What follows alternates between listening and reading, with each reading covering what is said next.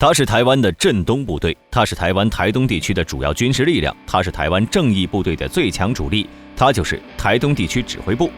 做视频不易，求观众老爷们点个赞，小编跪谢。现如今，作为台湾第2作战区的主要军事力量，有着正义部队之称的花东防卫指挥部，可以说是第2作战区的一把利剑；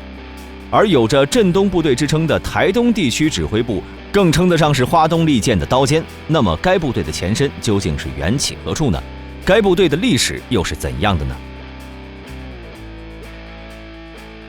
台湾镇东部队的历史最早可以追溯到20世纪30年代。1937年4月，出于当时战场形势的需要，国民政府遂在南京郊外的方山，将国民政府军事委员会直属战车营和通兵第2团装甲汽车队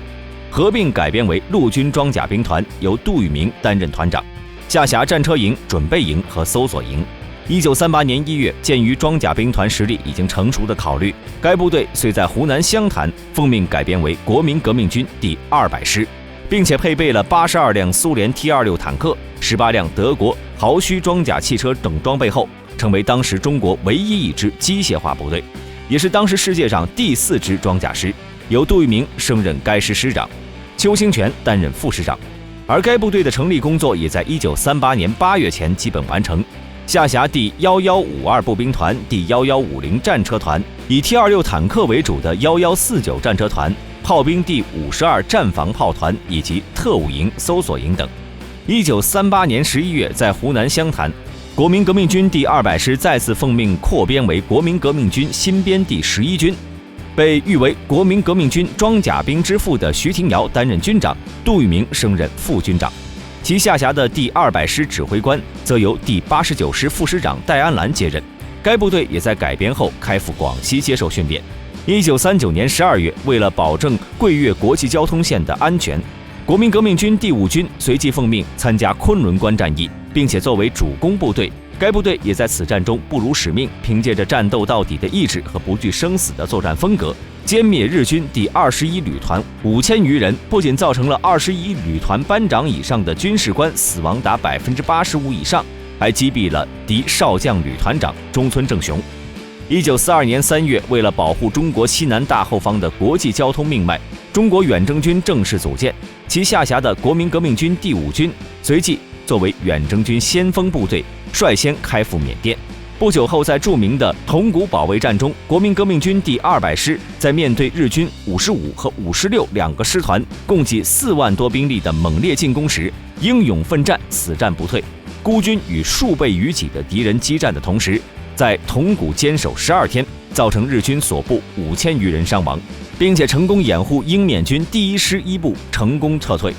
使其在海内外引起了很大的反响。此后不久，因为种种军事原因，中国远征军被迫撤退回国，第200师也在撤退途中遭遇日军埋伏，导致戴安澜重伤不治，壮烈殉国。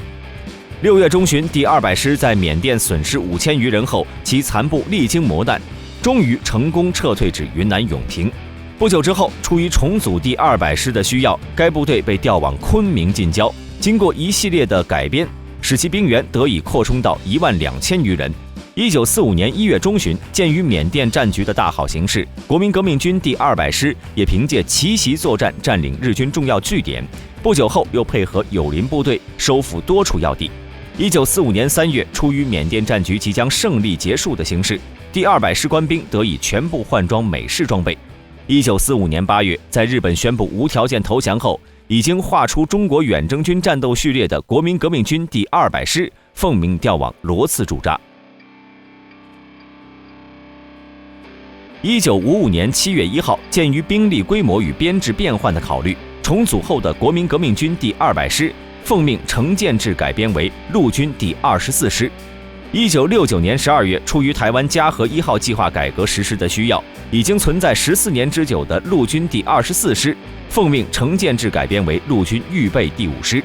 1970年，出于代号东进的演习需要，刚成立不久的陆军预备第5师在奉命调往台东地区驻扎后，便未曾发生过驻地变动。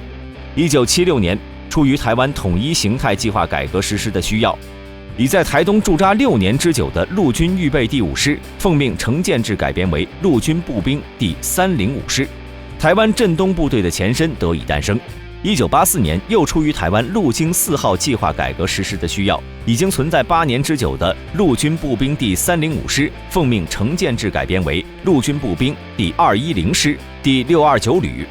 1999年，出于台湾经时计划改革实施的需要，已经存在于15年之久的陆军步兵第629旅奉命成建制改编为有东城部队之称的陆军步兵第329旅。但不久之后，出于种种军事考虑，战车、装甲骑兵连、通信、宪兵和工兵等各式不同兵种开始进驻该部队的驻扎地。陆军步兵第329旅随即奉命将番号改为陆军步兵第129旅。台东守备旅也因此成为当时台湾第2个多兵种混编的联合兵种旅。2005年4月，出于台湾精进计划改革实施的需要，已经存在6年之久的陆军步兵第129旅奉命成建制改编为陆军台东地区指挥部，时至今日未有变化。陆军台东地区指挥部为陆军花东防卫指挥部下辖地区指挥部，代号镇东部队，前身为陆军步兵第305师，其所属单位包括了驻守于台湾台东地区辖区的陆军部队。指挥官军衔为陆军少将，战时负责台湾台东地区的军事管制和作战指挥。该部队的军事主官为1名少将指挥官、1名上校副指挥官、1名上校参谋主任、1名中校副参谋主任，以及1名上校政战主任。下辖驻扎于太平营区的本部连、装甲骑兵连、工兵连和通资作业连等直属单位。该部队的所属部队有1个营部连和3个机部连的机械化步兵第1营，1个营部连、2个机部连和1个战车连的机械化步兵第2营，以及1个营部连和3个炮兵连的混合炮兵营。镇东部队标志上的最外围形状代表固守和保卫台湾本岛4周，天蓝、海蓝和草绿3种颜色，象征天空、太平洋和中央山脉，其寓意为保护背山面海的台东地区。鹰头则象征着冷静、敏捷、勇猛和警觉，象征着该地区的部队有着缜密思考、迅敏之指挥，战时敏捷出其不意、勇猛顽强的部队，平时高度戒备之警觉的作战风格。现如今，作为台湾花东地区的指挥部的重要组成之一，台东地区指挥部所辖部队一般会在驻扎地内进行军事训练和战备整队，战时则会成为作战区域内的反击部队，保证作战区域内的安全。